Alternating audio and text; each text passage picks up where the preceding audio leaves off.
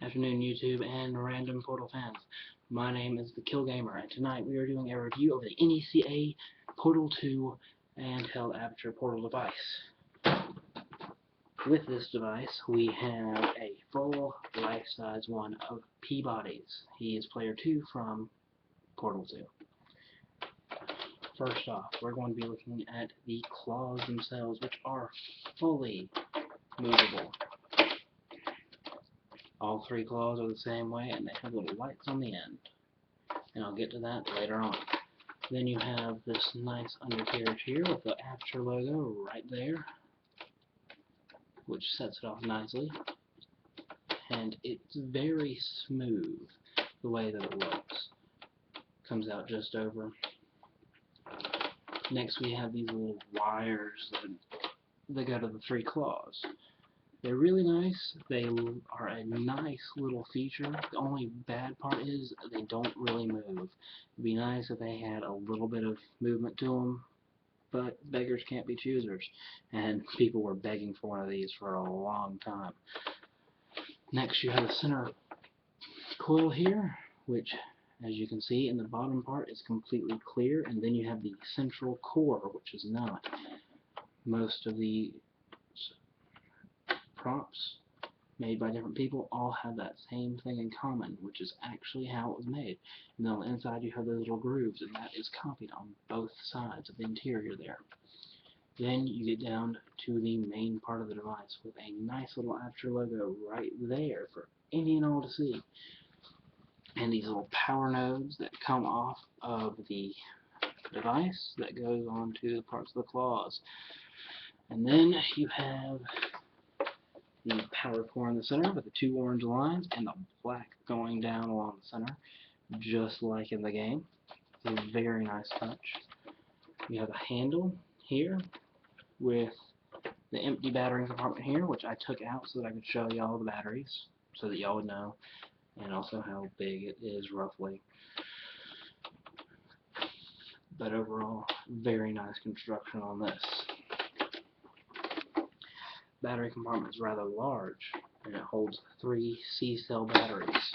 Some people have never used a C before, so it does actually. It's been a long time since I had to use one, since I bought this, but you need a good amount of power for one of these, and I prefer 3 C's over 6 AA's or 8 AA's. But now we're going to go into the lights and sounds of the device. So just let me replace the power core here, and let's get into that.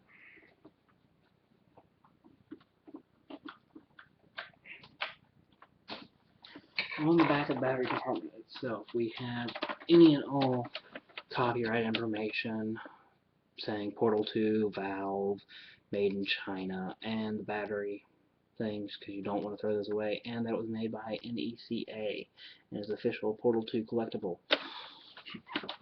And then you have the handle, which is hidden very nicely by the actual outer shell of this, and it gives you a very nice grip over the machine itself, which you can either do with one hand or two, because 2 hands is normal in the game, so why not? So first, let's go into the lights. As anyone knows, if they've ever played Portal, there are 2 different portals. You got your blue, which in this case is red, so the red portal, which is number 1, and the orange portal, which is number 2. Just like with the regular portal gun, orange is still the second one. Now with Atlas's, the first portal is the regular blue, and the second portal is a purple. So, and then with the regular portal gun, you have your first one being blue and your second one being orange. Just so you can see lights in different sections, you have the main core, which turns orange. You have the central core here, which turns orange, which shines very nicely against the outer core. And then you have the orange in the center here, and you have the little red lights on the claws. So with that, you have your lights, and it changes in all 3 places for both modes. with the red lights on there, it looks very nice coming down the center at the red light.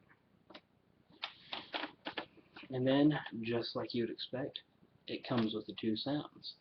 So you have your first portal and your second portal. And those are the only two sounds it makes. I can keep going through that all night, but let's not. As far as paint goes, it is done very nicely along here, except there's a little bit on there that just didn't. It smeared a little bit, it looks like, when it came out of the mold. But you can see a thin line within the black line of where it was put together. You can see it very clearly along where the hole is at. So you can see how it's put together, and you can see that also on the back. But otherwise, this thing is flawless in its design. You can hardly see any lines, but there's one right back here as well.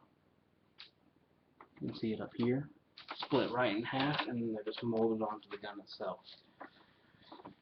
The plastic is very resilient, and that goes along the whole way through. So unless you're purposely trying to break it, I highly doubt it will. With this,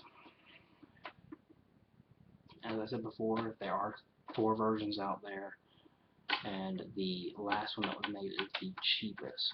So if anyone just wants to use this for a costume or whatever, I'd recommend the actual customizable one, because then you can also change it up when you're done.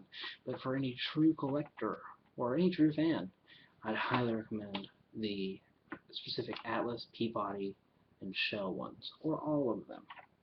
In my video description below, I will have NECA, Vulcan props, and I'll also have a link for the customizable one itself. All these were made by NECA. They were all inspired by Harrison Crick's Vulcan props, and they are just absolutely beautiful. Well, that about wraps it up for the Kill Gamer here. So if you have any questions, want to see more, leave me a comment below, hit me up on Facebook, or message me on my email account. There will be a link to those two in my last video. Feel free to check it out. And this is the Kill Gamer, signing off.